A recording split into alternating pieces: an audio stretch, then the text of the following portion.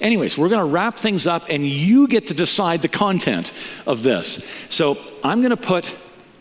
Okay, could we have the projector back on, guys? I have a list of questions here, and these are typical questions, and the projector will warm up and you'll see those. They're typical questions that people have there. It's a numbered list once it comes up here, and if you have a question up there, you can just shout out the number. You don't have to ask questions off the screen. If you have something that's not on the screen, there's a microphone up here. And you can just, like if something in Genesis has always bugged you that's not up on the screen, then go ahead and ask that. But let's keep it creation evolution focused, or we could be here for millions of years. But, okay, the questions are coming up. Does anybody want to start us off, or do you want to wait for the questions here? Oh, they're there. That was quick. So those are, as I said, they're typical questions that people have. We read through Genesis, we're in the world, we hear what the world is saying, and it causes some of these questions. And we could, yes, sir? 15. Where did Cain get his wife? Okay, you're all smiling already. I think you all know what the answer is, but you're hesitant to say it out loud, right? Okay, but that is a popular question. Let me give you the wrong answer to start. This used to be taught at some Bible colleges in the past. They would teach that, okay, so let me set this up first. The Bible says Adam and Eve had Cain, Abel, and Seth, 3 boys, and then Cain went to the land of Nod, which was east of Eden, wherever Eden was. Eden was completely wiped out in the flood. We have no idea where Eden was. Could have been here in Calgary. He went east of Eden, and there he found a wife. Or it's possible also he took his wife with him to Nod. That there's possibilities there from the Hebrew. So where did she come from? Right? And here, this is the wrong answer. Some Bible colleges, I hope they still don't teach this today, they said that, those people in the land of Nod, they're not descendants of Adam and Eve. It's other people groups that are not descendants of Adam and Eve. And then they would go on to teach their missionaries in training, don't bother going to that tribe over there. They're not descendants of Adam and Eve. They can't be saved.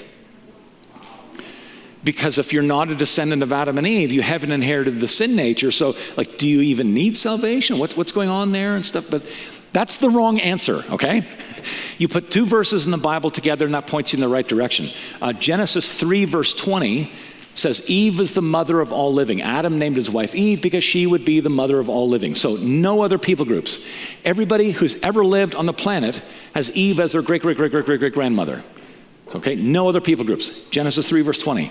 Genesis 5, verse 4 says Adam and Eve had other sons and daughters. Other sons and daughters, not just Cain, Abel, and Seth, other sons and daughters. So you put those 2 verses together, and Cain would have married his sister. So you know the answer. But we're hesitant to say that for a couple of reasons. One of the reasons is, ew. And another reason, it's just wrong. It's not right to marry your close relative. And another reason is, and the skeptics, the Bible haters, they love to throw this question at Christians because they think, well, no, it can't be close relatives marrying, because if close relatives married down through the years, we'd all be insane by now, right? You get deformities in your kids. You get problems in your kids if close relatives marry. Now, so that's a biological objection, and then there's a moral objection. It's just wrong to marry a close relative. Let's start with the biological objection. I guess we need to back up a little bit. We're all related. Everybody here today is related to everybody else here today, right? And that should make you happy, right? Right? Think biblically. We all go back to Noah's family, and originally we come from Adam and Eve. That means if you're planning on getting married, you will marry one of your relatives. For the kids, now you're scared, I know. But look, if you're married and you haven't married one of your relatives, you've married something that isn't human. Okay, now look straight at me. Don't look at your spouse, otherwise you're going to get yourself in a ditch. Okay, so since all humans are related, let's refine the question. Why can't you marry someone you're closely related to? What's the biological problem? The biological problem is mutations. All of us have tens of thousands of mutations in our genes. And looking around the room, I can see some of them, right? And no, but our ears aren't quite straight, or things might not line up, or there's like cystic fibrosis, there's genetic diseases and so on that we're aware of. There's problems in our genes. So these problems have crept into the human population over 6,000 years of living in a cursed world, which means if we go back in time, were there more mutations in our genes or fewer? Fewer, right? And you can go back and back and back in time until there's no mutations. So it wasn't a problem early on for close relatives to marry. See, if you marry a close relative, chances are you'll have the same mutation at the same location, hence you get a problem with your kids. So today, marry someone further away in relation to you, hopefully their good information will overwrite your bad and vice versa, and you'll have healthy kids. But when God started things off, it wasn't that way. Close relatives could marry, and there would be no biological problem with the kids because they didn't have it's called mutational load that we have as humans today. So that's the biological objection dealt with. What about the moral objection? People, close relatives can't marry. Does anybody know when the law against close intermarriage came? When did that come? Leviticus, yeah, the Mosaic law. Now it's Deuteronomy 20 or 22, somewhere in there. It lists, no, you can't marry your close relation. Initially, it had to be close relatives marrying. There is nobody else on the planet. It wasn't a biological problem, and because God had not said it's a problem, God sets the rules, not us. It wasn't a problem morally either. Even Abraham married Sarah. Sarah was his half-sister, and it wasn't a moral problem at that point. It is today, because we live after God set that standard. And maybe the reason God set that standard at that particular point in time is because the mutations had increased in the human genome. Now, the Bible's not a science textbook, so God didn't say, because the human genome has now deteriorated to whatever. He just said, don't marry your close relative, right? End of discussion. And people think, well, okay, isn't God changing his mind? Isn't he supposed to be the same and so on? Well, think of parenting. You don't allow a 2-year-old to do things what you might allow a 7-year-old, right? No, a 2-year-old, you're not allowed to ride a 2-wheeler bike, but a 7-year-old, yes. There are different things. And as history progressed, there was a point at which God said, don't marry your close relative. So anyways, there's the, like marrying a close, sometimes people throw out this word incest, right? They say, well, if you marry a close relative, that's incest. But if you use that particular word, that implies an abusive relationship. There's something wrong with the relationship. If it's one man for one woman for life, that's marriage. And initially, again, there was nobody else on the planet. It had to be close relatives marrying. Incest has always been wrong. There's never been a time when it's been okay to have an abusive relationship. That's always been wrong. Just because close relatives marry doesn't mean that it's automatically incest. Incest implies a problem with the relationship. Again, if it's one man for one woman for life, that's marriage. So anyway, there's a long answer to a short question. Yes, sir? When people tell you it doesn't matter how God did it, what's a gentle, helpful way that you approach those people who say it doesn't matter whether it was evolution or 6 days? Okay, the question, just for the recording, is what do we do with people that say it doesn't matter if God created over millions of years or the 6 days or so on? And my response would be, go to a CMI seminar. No. My response would be, I did part of that in the first session, to walk through this notion of the concept of millions of years is not just an ethereal concept off in La La Land or whatever.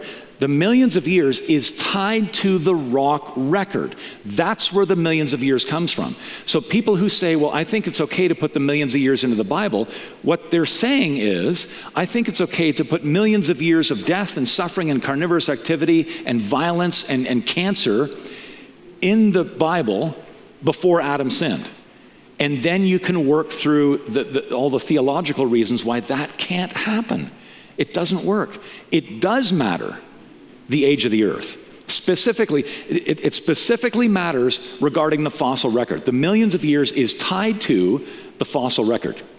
It began to be interpreted that way in the late 1700s, early 1800s. Before that time, most people believed that the rock record was a result of Noah's flood. The popular idea before 1800, around 1800, before 1800, the popular idea that most of the world would have is that the rocks that we see exposed in Grand Canyon, for example, and other places around the world, that's Noah's flood. That's a result of the flood.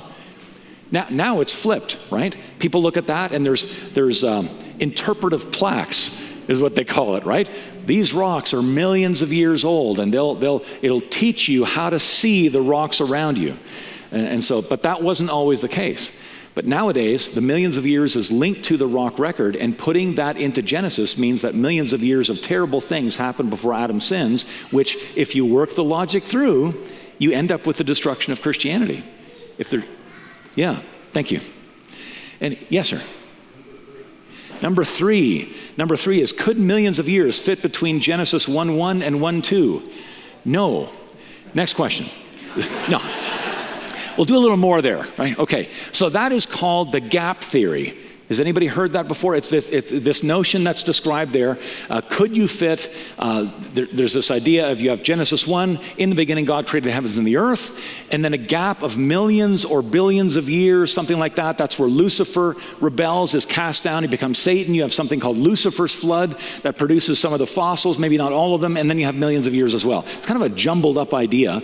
And then you have verse 2, and the Spirit of God was hovering over the surface, how does it go? And the earth was without form and void, and the Spirit of God was hovering over the surface of the deep. So that's verse 1 and verse 2. That idea, the gap theory, was popularized by a Scottish pastor named Thomas Chalmers. He didn't invent it.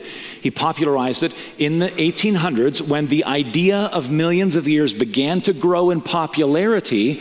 There were Christian leaders who thought, we don't want to seem ignorant scientifically, so all the scientists are now talking about millions of years. Let's try to figure out how we get that into Genesis. That's the wrong approach from the get-go. As Christians, the Bible is our authority, not what we hear from the world around us. But anyway, that's what happened back then. And one of those ideas was the gap theory. And Pastor Chalmers, not knowing Hebrew, he used his English translation. And in English, this doesn't come across as clearly as it does in Hebrew. A Hebrew reader would have never invented the gap theory. There are certain letters or words at the beginning of many of the sentences or paragraphs in chapter 1. Called a wow, W-A-W, or vav in biblical Hebrew. The modern Hebrew is a little bit different than biblical Hebrew. And that's a connecting word. There's different kinds of vavs. There's vav consecutives, and there's vav disjunctives, and there's a few other types as well. Most of the sentences and paragraphs throughout Genesis chapter 1 begin with vav consecutives.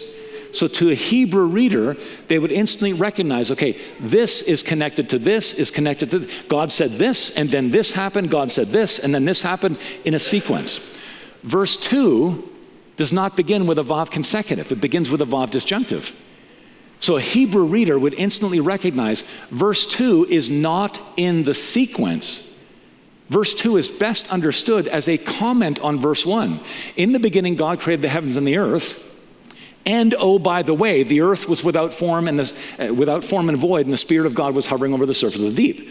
It's the initial state of creation, unformed and unfilled, before God started forming and filling. It's impossible to put a time gap between those two verses because they don't come after each other in a chronological sense in that way. A Hebrew reader would recognize that. It's a little bit different in our Bibles. Most of the English is in most of those sentences, and God said, and God said, and God said. Verse 2 begins with, and the earth. You have that vav and a noun, and so it's a little bit more difficult in English. It's crystal clear in Hebrew. A Hebrew writer would have never invented the gap theory. But the gap theory has the same problem as every other method of adding millions of years into the Bible. The millions of years comes from the rock record, and then we have this little thing that I did with shifting around the fossil record here. The gap theory tries to put the fossil record millions of years before Adam sins. So it suffers all the same problems that the other notions of adding millions of years into the Bible has. It's the same thing. You want to follow up? Yeah.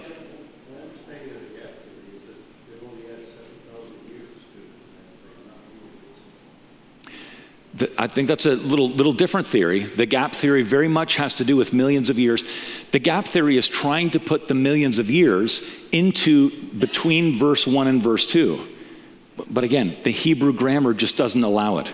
A Hebrew reader, if you could read Genesis in the original languages, it just doesn't allow a time gap between those verses.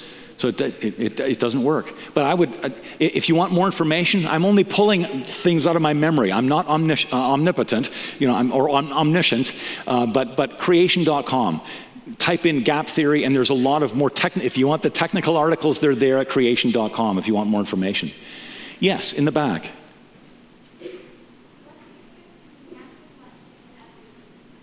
What's the difference? Is that a question up here, or? No. Okay, what's the difference between natural selection and evolution? Natural selection is a scientific fact. That's the bottom line. Evolution is a story about the past. Living things change over time. They change genetically over time. That's well established. Creationists wrote on natural selection decades before Charles Darwin wrote on it. 24 years before Darwin published, there was a scientist named Edward Blythe, a biblical creationist, and he wrote on natural selection. It's very clear nowadays that Darwin plagiarized from Blythe. Darwin plagiarized from a creationist when he wrote Origin of Species. Like word for word, it's like he copied and pasted. He didn't have a computer back then, but whatever they did before computers to copy and paste, that's what he did. It's pretty solid that he plagiarized from creationists when he wrote his idea. But we write more papers on it now than we ever have. There's lots of examples of natural selection. If you go to creation.com, type in natural selection. We often have examples in Creation magazine. They're all over the place. The kinds of changes that scientists observe in living things have nothing to do with the kinds of changes that evolution needs. How deep do you want to go here? But for those of you who you're not into biology and so on, here's a non-biological example. Imagine natural selection like a salad bar. Okay? Imagine that we have a really big salad bar, and you can go up to the salad bar many times and get many different varieties of salad. The first time you might go up there and have 90% Caesar salad and 10% potato salad and one bean. And then the next time you go up and you get something else, right? And you can have many different types of salad. But if the salad bar doesn't have any pizza, you're never going to get pizza.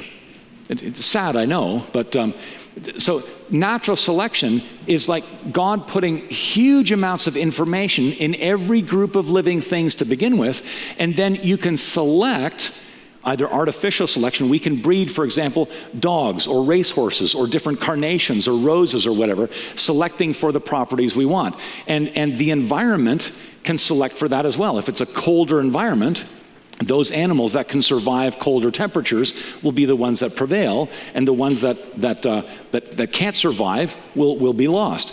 It's actually brilliant engineering by God. God engineered populations of living things to be able to adapt to changing climates without going extinct. It's brilliant engineering by God. But those are downhill changes. Evolution requires, the evolutionary story, I didn't make this up, but it says that all life on earth came from a single cell and then evolved onward and upward and eventually became pine trees, pineapples, and people, sort of a thing.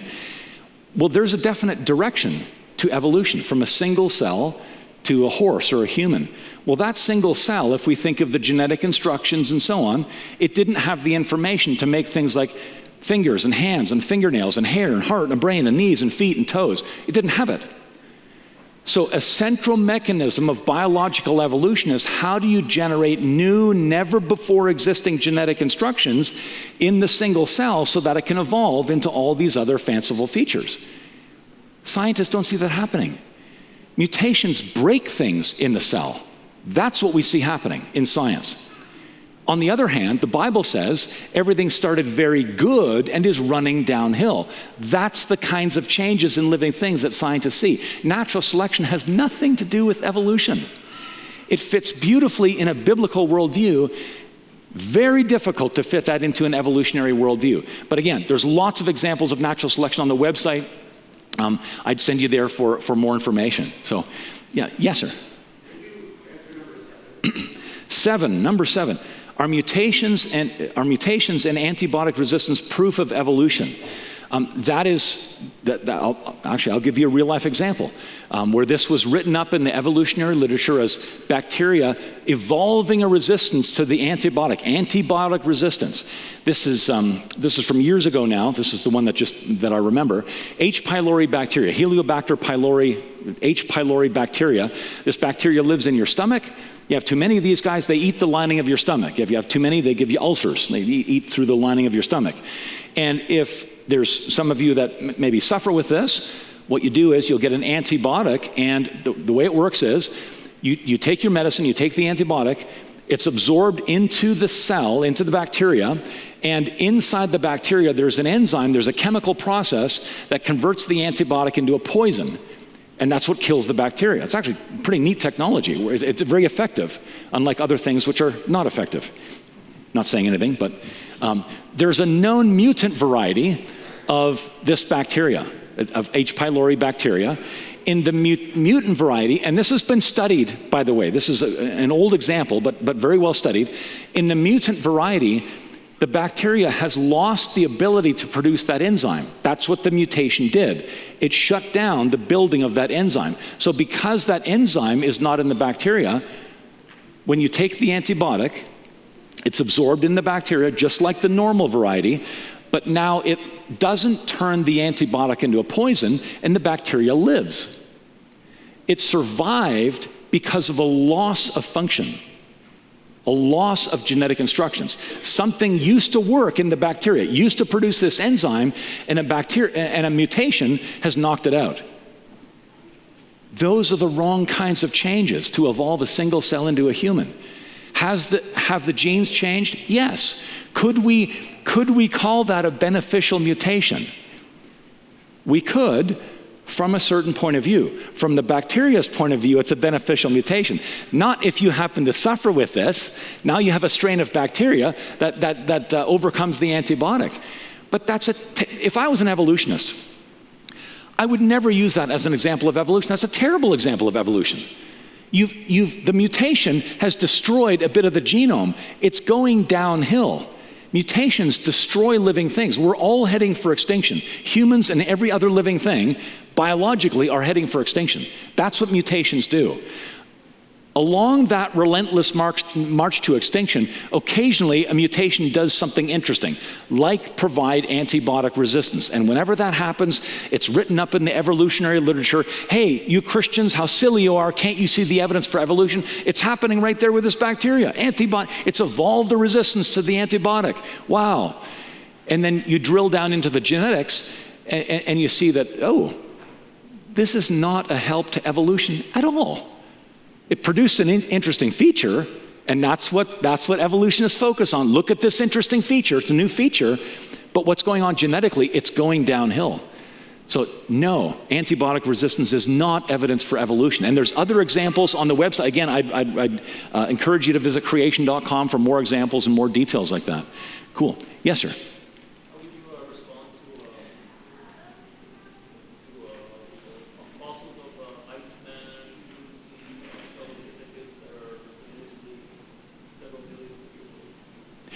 Okay, so the question was, how would we respond to ape-men fossils, Iceman fossils, Lucy, and that kind of thing?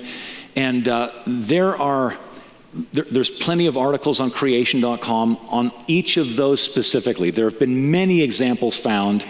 Lucy is particularly disastrous. The skull and the bones of Lucy and the knee and things like that were found over several kilometers distance. Like we have kind of a joke among creationists that some evolutionists found the first suicide bomber. Like, boom. Wow. Lucy seems to have been assembled from different animals and so on. But here's a general sense, without going through each one of these. There's been many examples that have been put up as ape men, right? It's something evolving into man, and they put them into various places in the evolutionary history. In a general sense, here's what typically happens. The initial discovery makes a huge splash in the scientific literature and occasionally crosses into mainstream media as well. And people like us find out about it if you're not in the scientific journals. The general public finds out about it. And then in the weeks and months that follow the initial publication, what happens? Well, other scientists get in there and say, well, no, this is just a type of ape. Sorry. Or, well, no, this is just a type of human. But that discovery doesn't make the initial media splash. It might get into the scientific literature, but meanwhile, the general public is left with this impression that there's all this fossil evidence for human evolution, and it's just not the case. I'll give you an example. Some examples pop to mind here. You remember the Lord of the Rings movies? That was 20 years ago now, believe it or not. They were in cinemas, and there was an ape man thing found at that time. And the thing is, this was a very small, very human-like, but short. And so they nicknamed it the Hobbit fossils. If you're not familiar with those movies, there's creatures in those movies called hobbits. They're about 3 feet tall. They're very human-like, but very short. And so they nicknamed this ape man hobbit, very human-like. And what was revealed later on was that the scientists who dug these things up, it was in Indonesia, just a few kilometers away from an existing pygmy village of short people. They're like grave robbers or something. They dug up a true human being living today, not evolving that's not on the path of human evolution. They're alive today. And they have a mutation that keeps them short. Oh no, sorry, it's just a human. But that doesn't get, again, we're left with this impression that there's all this evidence for fossil evidence for human evolution, but then as other scientists come along and study the fossils, oh no, sorry, it's just a human, or oh no, sorry, it's just an ape, but that doesn't get the media attention. But if you're looking for specific, like Homo erectus and Homo habilis and all of those people that we learned about in school, creation.com is your friend. So if you want specific information on each of those ape men specifically, there's lots of information on the website as well. Yes, ma'am. Number 16 is, how did people live so long before the flood? Yes, good question. How many of you have heard of, and we all used to teach this years ago, that there was a layer of water vapor around the earth, the vapor canopy model. Okay, some of you have heard that. How many of you have, and that was the explanation, that there was a layer of water vapor, there was the waters below the expanse and the waters above the expanse that were up in the upper atmosphere, and this is water vapor, not clouds, it's clear. But it would shield out, the thinking was, harmful radiation, high energy radiation from space. And if you could do that and exercise and eat healthy food, then you could get to almost 1,000 years. The oldest recorded living individual is Methuselah, 969 years old. Maybe people lived older than that, we don't know, but the oldest recorded living individual is Methuselah. Interesting, he dies the year of the flood. Does anybody know what his name means? His name means something like, when he dies, it shall come. Wouldn't you love your parents to give you a handle like that? What's your name? Oh, my name is When I Die It Will Come. What will come? Oh, there's this wacko building this massive barge over here, and he says that there's a flood coming. Okay, when you keel over, I'm going to, make my way to the ark. But anyway, the vapor canopy is not the answer. The science of longevity moves on. It's not by changing our environment and shielding out harmful cosmic rays that is going to get us to 1,000 years. It's genetic. We have things on the ends of our chromosomes called telomeres. These are bits of repeating information over and over again. And every time there's cell division, like, your skin cell gets old and it falls away and there's cell division and you have a new cell. Every time there's cell division, you cut off a little bit of the telomere. It gets cut off. Eventually, all of that is gone. And once the telomere is gone, the cell can't reproduce itself. And so it dies and it's done. And that's one of the major factors leading to aging and ultimately death. And the effect of telomeres on aging, that was made, do you remember Dolly, the sheep, the first successfully cloned animal? Yeah, many of you, that was a long time ago now, back in the 80s, I think. And Dolly aged and died very quickly. They actually had to put her down because she got diseases common in much older sheep.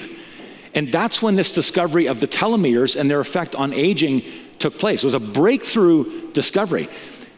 Why did she age so quickly? Because they used adult cells to clone Dolly. cells that already had shortened telomeres. And this discovery was made. It was a breakthrough, scientific discovery on how we age and why we die and so on. So the simple answer to how people lived so long before the flood is they had longer telomeres. Their cells could reproduce many, many more times than ours today. There's a book upstairs, a beautiful picture book, and the cover has Noah building the ark. You see the framework of the ark being constructed behind him there in the background.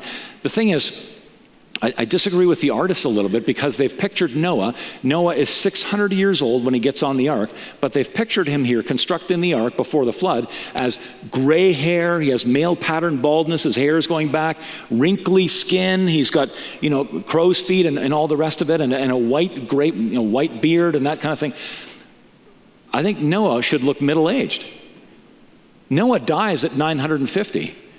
So the rate of humans tailing off, I think, would have been similar before the flood as it is now. So you would get to the point where you look like you're 20, 25, 30, something like that for 900 years. And then all your telomeres are gone, and then you would age at maybe the same rates, roughly the same rates perhaps, that we age today. And so I think the artist didn't quite get that right there. I think Noah would have looked like maybe he was 30 or something when he was 600, right? But amazing things there, thinking about aging and so on. Yes, ma'am.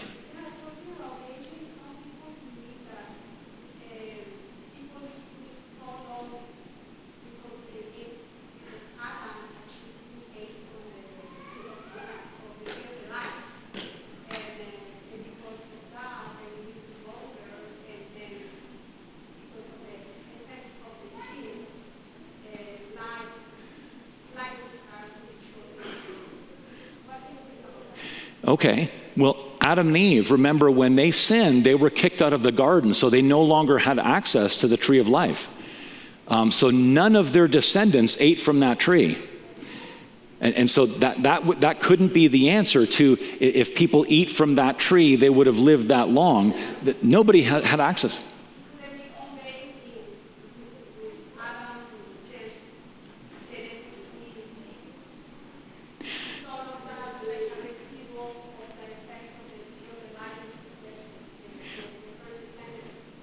Well, genetically, yes, Adam and their offspring had the good genes, and so did Noah, by the way.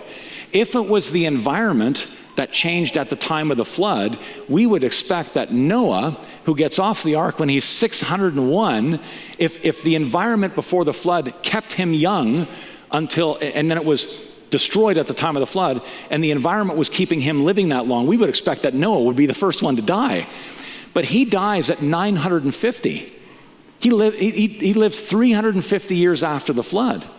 So again, that's a big indicator that it's genetic, not environmental. The conditions before the flood, it's not the environmental conditions. There was a different environment before the flood. There was probably at least 10 times, probably more like 15 times the amount of CO2 in the atmosphere before the flood than there is today. We're in a CO2 drought today. Don't let Trudeau hear that, but it's true. We need more CO2, not less. It's not a pollutant. CO2 is plant food. Plants need CO2 for photosynthesis, and a little more would be very beneficial. But it's not the environment before the flood, it's genetic. So whatever they ate, if you eat healthy food and exercise, yes, you could live a little bit longer, but you're not going to get to 1,000 years by changing your environment and your diet. So it's genetic. Yes. Yes, sir.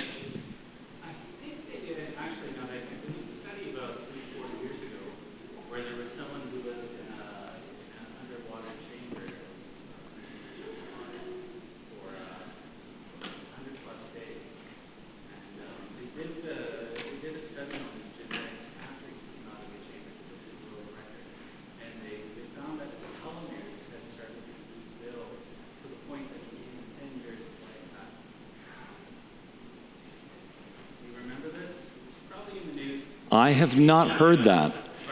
I have not heard that, but that is very interesting.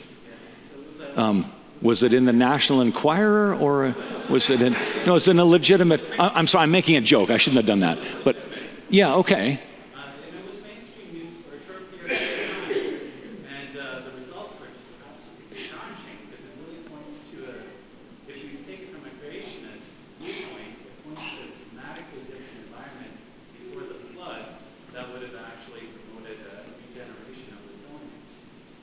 Well, what was the environment like? High pressure. Higher pressure? So because it's underwater, it's a high pressure, and because it's high pressure, you can hold more oxygen, more carbon dioxide into that environment. So there's a lot more that's forced into your blood.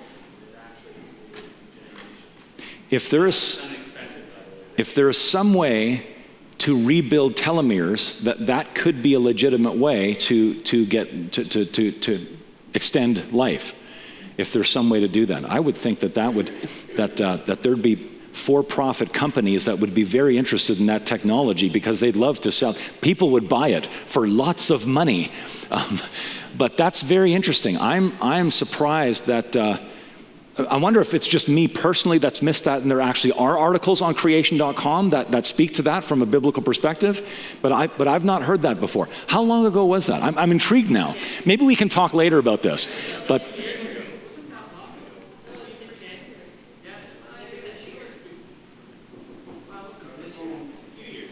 okay, I'm very intrigued by that. But if there is.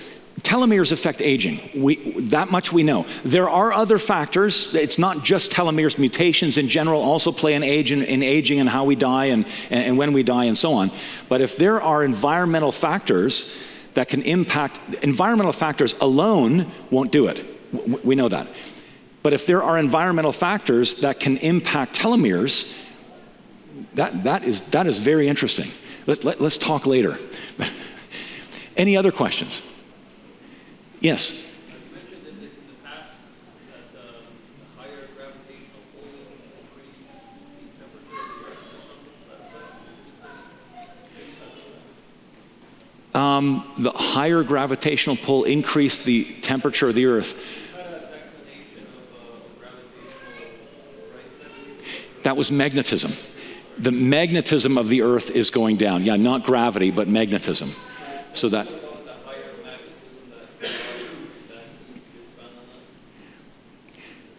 The higher magnetism it relates to the amount of energy flowing through the core of the Earth, like a magnet, right, north and south. And the stronger it gets, the stronger the flux lines are that are produced by that magnet. That's a form of energy. So if you extrapolate that back, there in the first session we talked about the magnetic field of the Earth.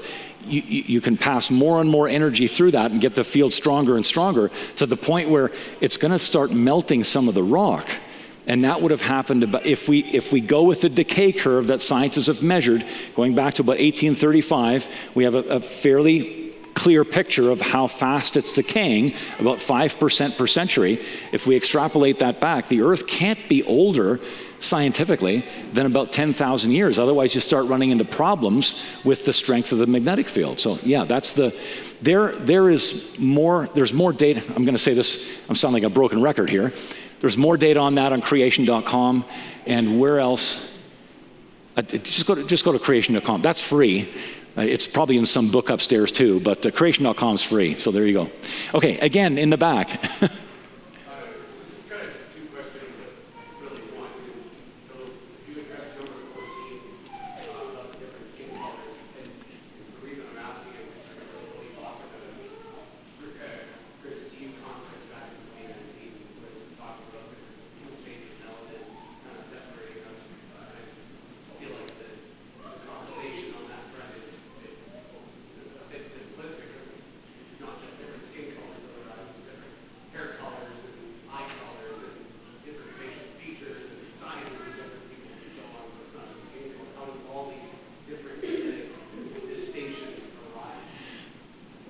Okay, all right. So the question, for the sake of the recording, is how did, more than just skin shade, how did all these different features, different eye shape, different stature, different body features and so on, how did all of those arise, not just skin shade? So we're pretty sure, scientists are pretty sure about explaining the differences in skin shade as a result of different climate areas after Babel. That one is, there's a pretty close relationship between skin shade and environment. The other factors that you mentioned, for example, Africans, they keep winning long distance races, marathons and so on. So and the NBA is mostly black people. Why is that? You know, that there's certain, it's not just, you're right, it's not just skin shade. There are certain characteristics along with that. Skin shade, I think what happened with skin shade is that you have a separation there, unfortunately. People with certain skin shade, well, we're going to live in this area, and those people look different than us, so we're going to live in this area. And then you have people having kids within those communities. Changes can come out in those communities. And some of those changes, I'm not familiar with exactly the mechanism to produce some of those changes. The one with skin shade, we're pretty sure of. So you have a middle brown population at Babel, gone confused with languages, then you have middle brown populations moving to different climate areas. And their kids are going to be a little darker, a little lighter, so middle brown parents, that kind of thing. If we go with the group that moved northward into Europe and into England, it's a colder environment, like Canada. You're going to be wearing thicker clothes for more of the year, harsher winters and so on. You're not going to get as much sunlight on your skin. We need sunlight on our skin to help process vitamin D. Vitamin D is essential for immunity and fighting off diseases and so on. So in that part of the world, you have a middle brown population from Babel. Now some of their children are lighter or darker. It's advantageous in that part of the world for the people that have less pigment in the skin. So the small amount of sunlight that we do get on our skin, it processes vitamin D, and we're healthier over the long run than people that have lots of pigment in the skin. Not as much sunlight, not as much vitamin D, and after a number of years or a number of generations, all you have in that part of the world are the people with the information for a small amount of melanin. The opposite happens with the group that moves southward from Babel into North Africa. Hot climate, you're not going to wear thick clothes all the time. You're going to get a lot of sunlight on your skin. You don't want too much. That's not healthy either.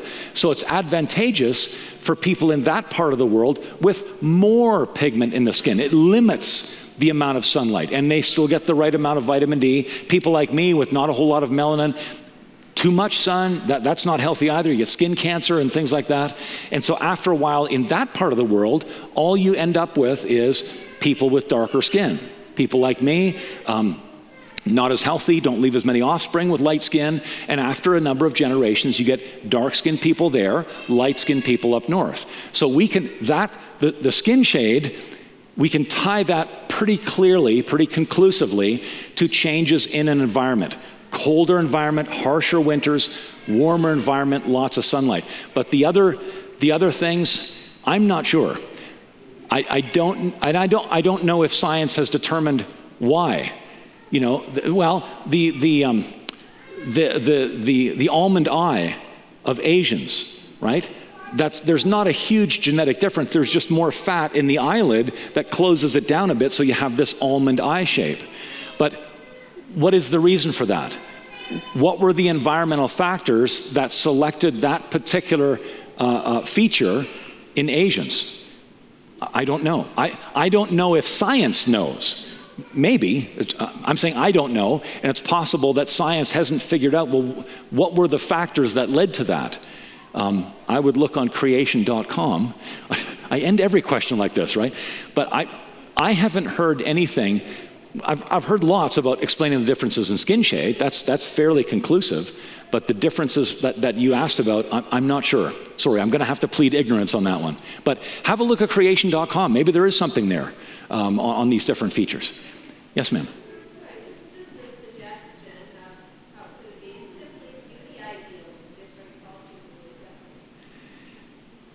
Okay, could have been beauty ideals and so on.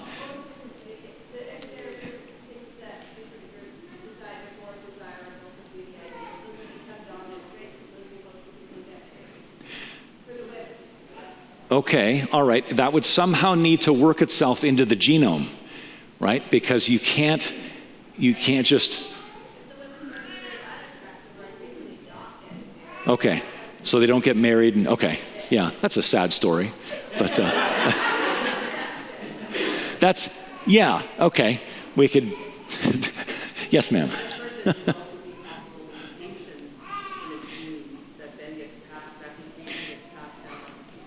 Yes, yeah, there are mutations. Red hair, blue eyes is a mutation.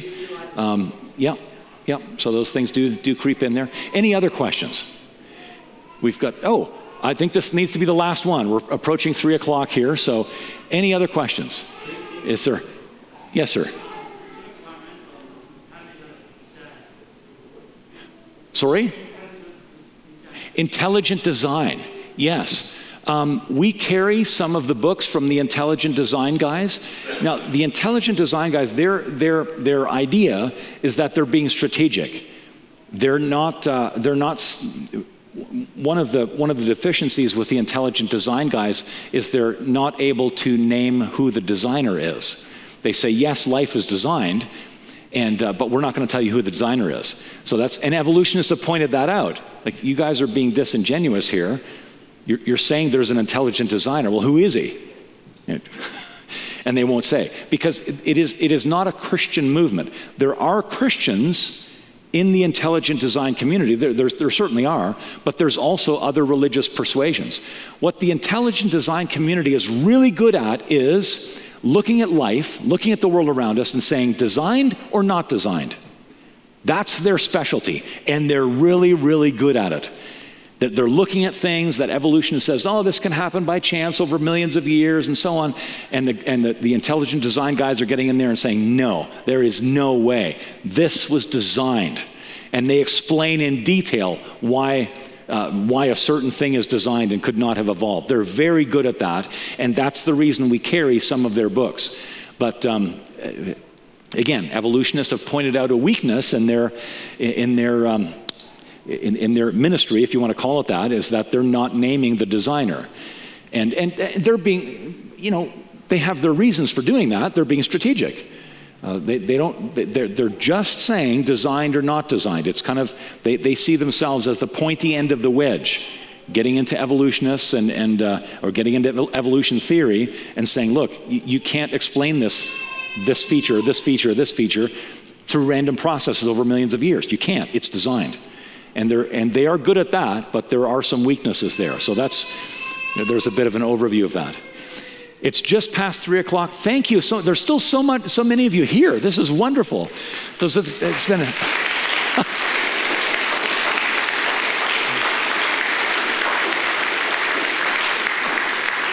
I apologize. This has been a little bit like drinking from the fire hose kind of thing. We've covered many topics, and there's so much more that we could talk about. But the bottom line is, you can trust the Bible. Start your thinking with God's Word. That's what we want to do as Christians in all areas, in law, government, art, music, economics, physics, chemistry, biology, geology. In all areas, we want to think biblically. If I haven't answered your question to your satisfaction, I apologize. I'm not the fount of all knowledge. Please go to the website, or there are a number of resources upstairs yet. I'll be around if you want to chat for a bit. I'm not in a rush to leave. And so, thank you very much. Thanks.